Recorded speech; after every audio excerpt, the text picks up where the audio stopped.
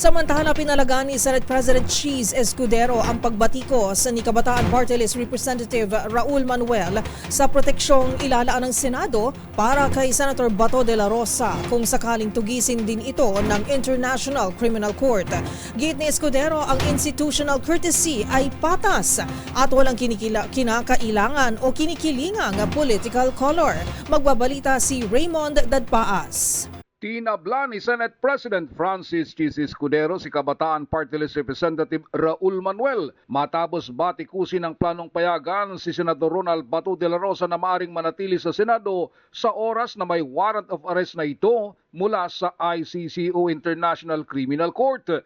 Ito ay kasunod ng banat ni Manuel na gamit ang salitang institutional courtesy upang protektahan ang kagaya ni Vice President Sara Duterte at hindi agad ikinasa ang kanyang impeachment at ngayon naman ay upang itago ang isang senador at gobyerno pa ang gagastos para sa kanyang pangangailangan.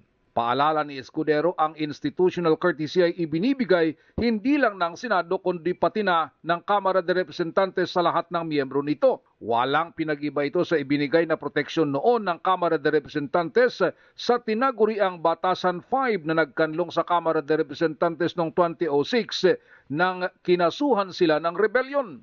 Kasama ito noon sina dating Party List Representative Teddy Casino, Saturo Campo at Joel Virador ng Bayan Muna, Rafael Mariano ng Anak Pawis at Lisa Masa ng Gabriela.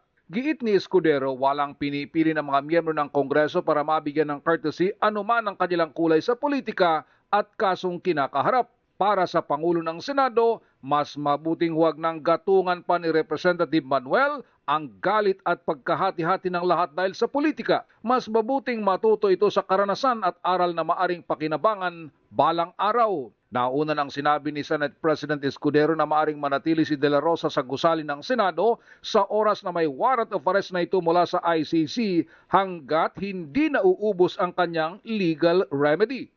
Si De La Rosa ay co-accused ni dating Pangulong Rodrigo Duterte sa kasong kinakaharap sa ICC kaugnay ng madugong war on drugs ng dating administrasyon. Para sa MBC TV Network News, ito si Raymond Dadpaas ng DZRH, una sa Pilipinas, una sa Pilipino.